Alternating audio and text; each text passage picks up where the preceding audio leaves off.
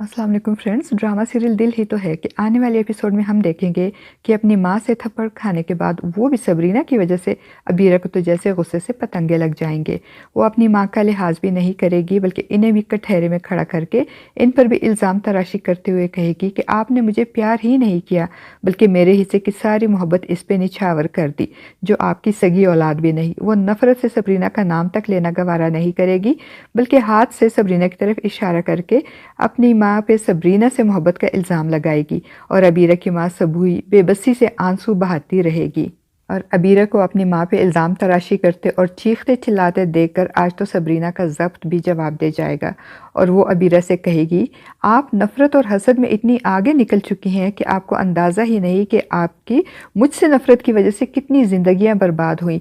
आप मुझसे नफ़रत करने में इतनी मगन हैं कि आपको इन सब की मोहब्बत नज़र ही नहीं आई। अबीरा जो इस सब फसाद की जड़ सबरीना को समझती है, उसे तो लगता है कि सबरीना ने पहले एक्सीडेंट करके मोहित को अपाहिज किया, फिर इससे मोहित को छीन लिया और अब इसकी माँ की मोहब्बत इससे छीन ली और आज इसकी इतनी हिम्मत कि ये मेरे सामने खड़ी होकर मुझे बातें सुना रही है। अब तो अबीरा का बस नहीं चलेगा कि वो सबरीना का गला ही दबा दे। वो अब सबरीना का वजूद एक लम्हे को भी बर्दाश्त करने को तैयार नहीं होगी, इसीलिए तो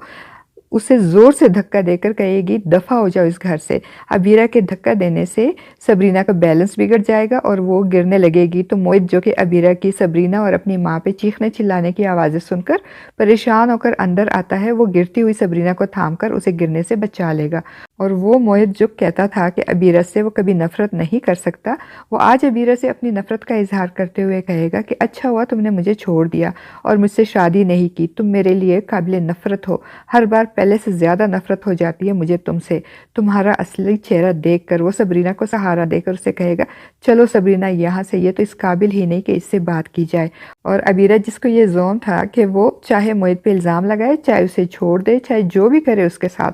मोहित फिर भी इससे मोहब्बत करता रहेगा। आज मोहित के मुंह से ये नफ़रत अंगेज़ अल्फाज सुनकर उसका सारा ज़ोम रेत के घरौंदे की तरह टूट जाएगा और बिखर जाएगा और वो गुस्से से पाँव पटकते हुए अपने कमरे में चली जाएगी और अपना गुस्सा ज़ोर से दरवाज़ा बंद करके उस पे निकालेगी। और सबूई बेचारी, जो कि पहले ही अबीरा की बातों में आकर मोहित और सबरीना पे तोहमत लगाने के गुनाह से टूट फूट का शिकार होती है, आज एक बार फिर अबीरा का सबरीना से इतना नारावा सलूक देकर फूट फूट कर रोएगी और सबरीना से अबीरा की तरफ से भी माफ़ी मांगेगी। तो सदा की साबिर और शाकिर सबरीना अब भी सबूई को तसल्ली देते हुए कहेगी कि मम्मी, आप परेशान ना हो, बस दुआ करें कि आप ही हारून के साथ खुश रहे अपने घर में। और सबूई नम आंखों से सोचेगी कि एक तरफ सबरीना और दूसरी तरफ अबीरा, ज़मीन आसमान का फ़र्क है इन दोनों में। फिर वो अपना मुहासबा करते हुए सोचेगी कि मैंने तो दोनों को एक जैसा प्यार किया, कभी दोनों में फ़र्क नहीं किया, फिर मेरी तरबियत में ऐसी क्या कमी रह गई है जो अबीरा इस तरह हो गई है।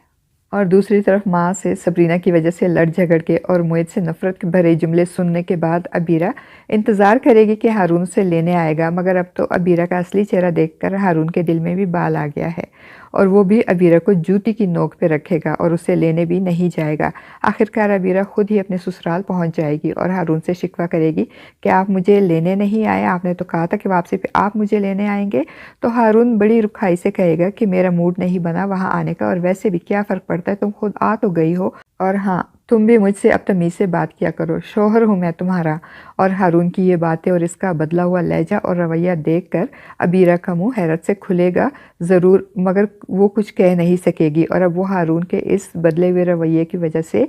हारून से शादी के फ़ैसले पर पछताएगी, मगर अब क्या फ़ायदा, अब तो बहुत देर हो चुकी है। और इतना सब कुछ करने के बावजूद भी अबीरा अपने गिरेबान में नहीं झांकेगी, बल्कि ख़ुद को मज़लूम और मासूम समझते हुए अब भी दूसरों को ही इल्ज़ाम देगी। अपनी माँ के साथ इतना बुरा सलूक करने के बाद भी वो गमज़दा चेहरा बनाकर माँ को ही कसूरवार ठहराते हुए ये सोचेगी कि मम्मी, आपने एक कॉल तक नहीं की मुझे, मेरा हाल भी नहीं पूछा, आपका दिल मेरे लिए कैसे पत्थर हो गया मम्मी। और फ्रेंड्स, आपने देखा कि गुज़श्ता किस्त में किस तरीके से कलसूम खावर के ज़रिए राशिदा आपा को मना करवाती है और मलामत भी करवाती है कि वो आइंदा सरमद के सामने सबरीना का जिक्र न करे, کیونکہ خاور کو سبرینہ کی طرح شانزے سے بھی محبت ہے اور وہ نہیں چاہتا کہ اب سرمد کی وجہ سے شانزے کو کوئی دکھ ملے، اور راشدہ بھی بھائی سے وعدہ کرتی ہے کہ اب وہ سبرینہ کا ذکر نہیں کرے گی سرمد کے سامنے، اور خاور کے امریکہ جانے کے بعد کلثوم اپنی اس کارستانی پہ بہت خوش ہوگی،